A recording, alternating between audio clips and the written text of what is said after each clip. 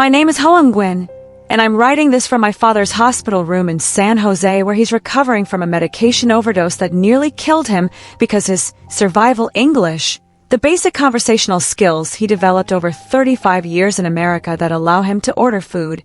ask for directions, conduct simple transactions, and navigate daily life, was catastrophically insufficient for understanding the complex discharge instructions from his previous hospitalization, the medication labels with critical dosage information, and the pharmacy counseling that would have prevented him from accidentally taking double doses of blood thinners that caused internal bleeding requiring emergency surgery. At 28, I've spent my entire life watching my father function adequately in routine situations with his limited English, while also witnessing him become completely lost and vulnerable during emergencies, healthcare crises, legal proceedings, and interactions with my school where survival English broke down completely, and the lack of proper language access services nearly killed him multiple times. The survival English reality began when my father arrived in California as a Vietnamese refugee in 1990, having fled Vietnam with limited formal education, no English knowledge,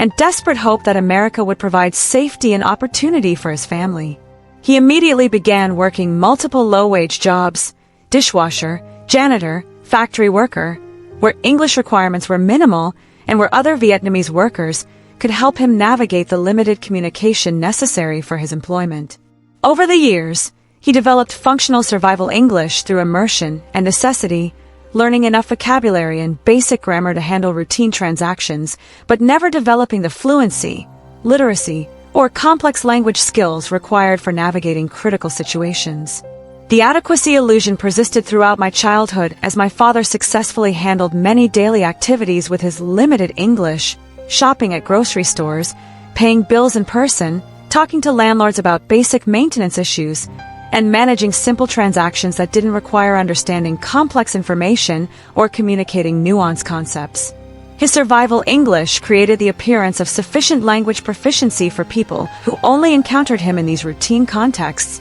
making his profound vulnerability in complex situations invisible until emergencies revealed the dangerous gaps in his language capabilities. The first medical crisis happened when I was 8 years old, and my father had a workplace injury that required emergency room treatment. He arrived at the hospital alone because he had been working when the injury occurred, and medical staff proceeded with treatment despite his inability to provide detailed medical history,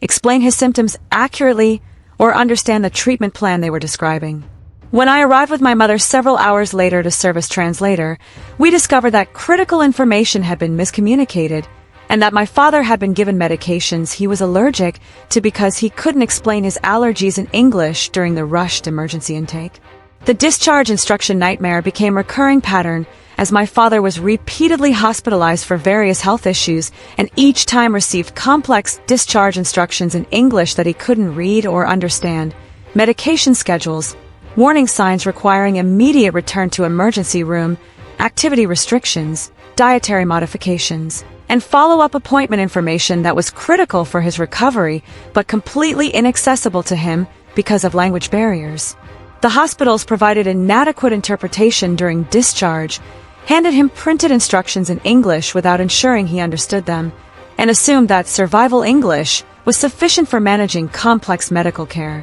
The medication error that nearly killed him happened because discharge instructions about his blood thinner were too complex for his English comprehension, and when he went to the pharmacy to fill the prescription, the brief counseling session conducted in English didn't adequately explain that he should stop taking his previous blood thinner medication and replace it with a new one rather than taking both simultaneously. His survival English allowed him to complete the transaction and leave with the medication, but didn't provide enough comprehension to understand the critical safety information that would have prevented him from taking double doses that caused life-threatening internal bleeding.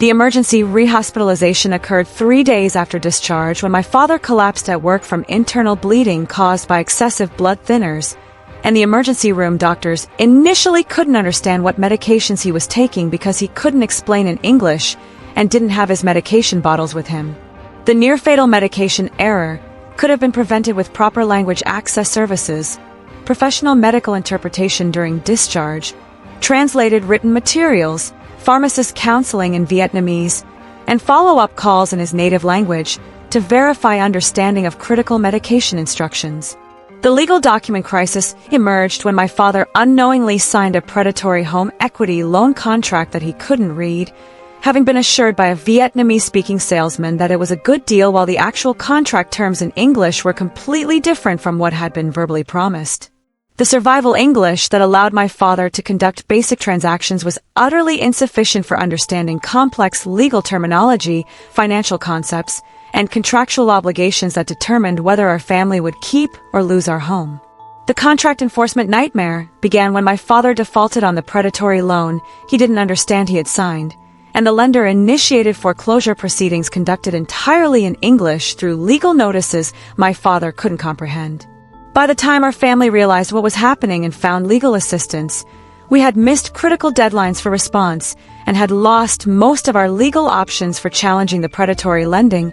ultimately losing our family home to foreclosure that resulted from the gap between survival English and the legal literacy required for understanding contracts. The school communication barrier created educational disadvantages for me and my siblings throughout our childhood, as my father couldn't understand report cards, couldn't attend parent-teacher conferences without children serving as translators, couldn't read school notices about important deadlines or requirements, and couldn't advocate for his children's educational needs in a system that assumed all parents could comprehend complex English communications about curriculum, testing, college preparation, and academic policies. His survival English allowed him to drop us off and pick us up from school, but left him completely excluded from meaningful participation in our education. The parent-teacher conference trauma was recurring throughout my school years, as teachers would schedule meetings to discuss my academic performance or behavioral issues, and my father would attend wanting desperately to understand and support his children's education, but would be completely lost during conversations about academic standards, learning objectives, standardized testing, and educational strategies that far exceeded his English comprehension level. I would have to translate complex educational concepts I barely understood myself, mediating between my teachers and my father while also being the subject of their discussion, creating impossible conflicts of interest and inappropriate burden on me as a child. The financial exploitation vulnerability was constant, as predatory businesses specifically targeted limited English immigrants like my father with schemes they couldn't fully understand, payday loans with predatory interest rates described in complex English terms, timeshare presentations that promised vacation homes but delivered financial traps, work-from-home schemes that required upfront payments, and numerous other scams that exploited the gap between survival English and the sophisticated language comprehension required for identifying fraud and protecting one's financial interests. The government benefits navigation failure meant that my father likely qualified for various social services throughout periods of unemployment or health crisis, but couldn't access them because the application processes required English literacy far beyond his capabilities.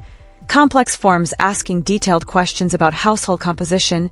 income sources, asset holdings, and eligibility criteria that required not just reading ability, but comprehension of bureaucratic language, legal terminology, and policy concepts that even many native English speakers found challenging. The workplace exploitation was ongoing throughout my father's employment history, as he worked for employers who took advantage of his limited English to violate labor laws,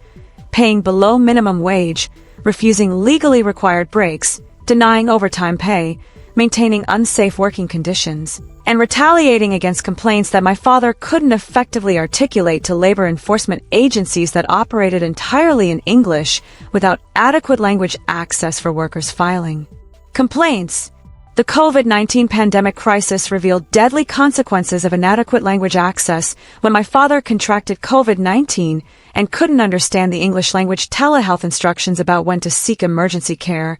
what symptoms indicated dangerous deterioration, or how to isolate safely to protect other family members. The survival English that had allowed him to function in routine situations was completely insufficient for navigating a complex medical crisis during a pandemic when in-person interpretation wasn't available and language access services were even more limited than usual. The insurance denial nightmare happened when my father's health insurance denied coverage for his medication overdose hospitalization, claiming it resulted from non-compliance with medical instructions, and was therefore not a covered medical emergency. The denial letter was written in complex English with insurance jargon, legal terminology, and appeals procedures that required sophisticated literacy far beyond my father's capabilities, and by the time our family found legal assistance and translated all the documents, we had missed the appeal deadline and were left with over $200,000 in medical bills from the hospitalization that resulted from inadequate language access. The financial devastation that followed included bankruptcy proceedings that my father couldn't understand despite their profound impact on our family's financial future, liquidation of assets he had worked 35 years to accumulate, and destruction of the economic security he had sacrificed everything to build for his family. The cascade of consequences all traced back to the fundamental gap between survival English and the language proficiency required for navigating critical situations in American institutions. The breaking point came when I realized that my father had lived in America for over 3 decades, had worked continuously, had paid taxes, had raised American-born children, and had contributed to his community, but was denied meaningful access to healthcare, legal systems, government services, and other critical institutions because they operated in complex English without adequate language access services for people whose survival English was sufficient for daily life but insufficient for emergencies. The systematic failure to provide language access was literally killing people, while society blamed immigrants for not learning English well enough rather than recognizing institutional obligations to provide equitable access. The advocacy development began when I connected with the National Health Law Program and Asian Americans Advancing Justice, and learned that many institutions were legally required to provide language access services under civil rights law, but that enforcement was weak, and many organizations routinely violated their obligations by failing to provide professional interpretation, translated materials, and language assistance that would make critical services accessible to limited English speakers. My father's near death was preventable with proper language access. The therapy that helped me process the trauma of watching my father nearly die from preventable medical errors was with Dr. Minh Tran, a Vietnamese American psychologist who understood that serving as family translator since childhood had created inappropriate burden, and that witnessing my father's vulnerability in systems I couldn't fully protect him from had created lasting trauma. She helped me understand that the responsibility for language access belonged to institutions, not to me as a child translator, or to my father as someone who had failed to learn sufficient English. The concept of survival English reveals the fundamental inadequacy of expecting immigrants to develop advanced language proficiency through immersion without systematic support. Dr. Tran explained during one of our sessions. Your father learned enough English to survive daily life, which is what most people can achieve through workplace exposure and necessity. But navigating healthcare, legal systems, financial services, and educational institutions requires advanced literacy and comprehension that typically requires formal education, time for study, and resources for classes, none of which are accessible to working-class immigrants working multiple jobs to support their families. The gap between survival English and the fluency required for critical situations creates life-or-death vulnerabilities that institutions are obligated to address through language access services rather than placing all burden on immigrants. She helped me understand that my father's limited English wasn't personal failure but reflected systematic barriers in language acquisition for working-class adults with limited formal education, no time for language classes because of work obligations, social isolation in ethnic enclaves where English wasn't necessary for daily life, and age-related factors that made second language acquisition more difficult. The responsibility for ensuring equitable access belonged to institutions, not to immigrant individuals who were doing their best with limited resources. The legal advocacy work that emerged from my father's medical crisis included filing complaints against the hospital for failing to provide adequate interpretation during discharge, and against his insurance company for discriminating based on language by denying coverage for complications that resulted from inadequate language access. The complaints invoked Title VI of the Civil Rights Act, which prohibits discrimination based on national origin including language, and Section 1557 of the Affordable Care Act, which requires language access in healthcare. The hospital policy changes that resulted from our advocacy included implementing professional interpretation for all discharge instructions regardless of patients' perceived English proficiency, developing translated materials for common discharge situations, and conducting follow-up calls in patients' preferred languages to verify understanding of critical medical instructions. The changes could prevent other families from experiencing the same preventable medical errors that nearly killed my father. The community education work involved teaching limited English immigrants and their families about their right to professional interpretation in healthcare settings, how to request language assistance, and how to recognize and report situations where inadequate language access created safety concerns or discrimination. Many immigrants didn't know they had legal rights to language access or were intimidated from requesting interpretation because they had been made to feel their limited English was personal inadequacy rather than institutional responsibility. The medical interpretation advocacy included pushing for universal professional interpretation standards in healthcare settings, expansion of video and phone interpretation services for languages where in-person interpreters weren't available, and prohibition of using family members, especially children, as medical interpreters in non-emergency situations. Using family members as interpreters created conflicts of interest, privacy violations, and accuracy problems that compromise patient safety and care quality. The legal language access work involved advocating for requirements that contracts be provided in consumers' native languages before they could be considered legally binding, that legal proceedings be conducted with professional interpretation,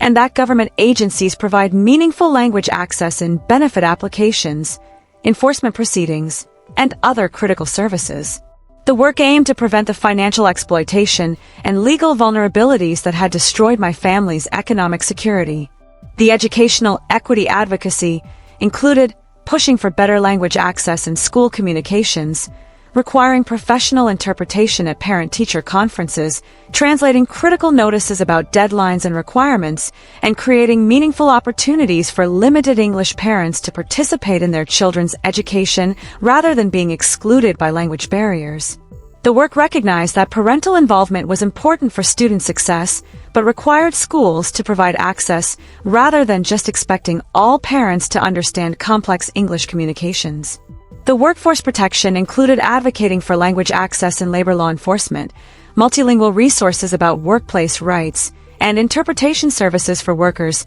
filing complaints about wage theft, safety violations, discrimination, or retaliation. The work addressed how language barriers allowed employers to exploit immigrant workers who couldn't effectively assert their legal rights or report violations to authorities. The advanced English education advocacy involved pushing for more accessible and affordable ESL programs specifically designed for working adults, including classes offered during evenings and weekends to accommodate work schedules, curriculum focused on the specific language skills needed for navigating healthcare, legal, financial, and educational systems, and childcare support that would allow parents to attend classes. The work recognized that while institutions had obligations to provide language access,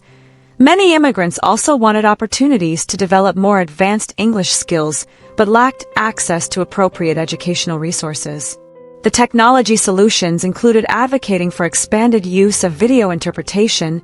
phone interpretation, and translation technologies that could provide immediate language access in situations where in-person interpreters weren't available, while also being critical of technologies that provided inadequate translation quality or replaced human interpreters inappropriately in complex or critical situations requiring nuanced communication. The intergenerational healing work involved processing with my father his feelings of shame and inadequacy about his limited English, helping him understand that he had survived and provided for his family despite tremendous barriers, and acknowledging that the medical crisis wasn't his fault, but resulted from institutional failures to provide adequate language access. The healing required both personal work and systematic advocacy to address the structural problems that created the crisis. Today, I work as a language access advocate specializing in healthcare interpretation policy, while also coordinating with legal services organizations to provide language justice for immigrant communities.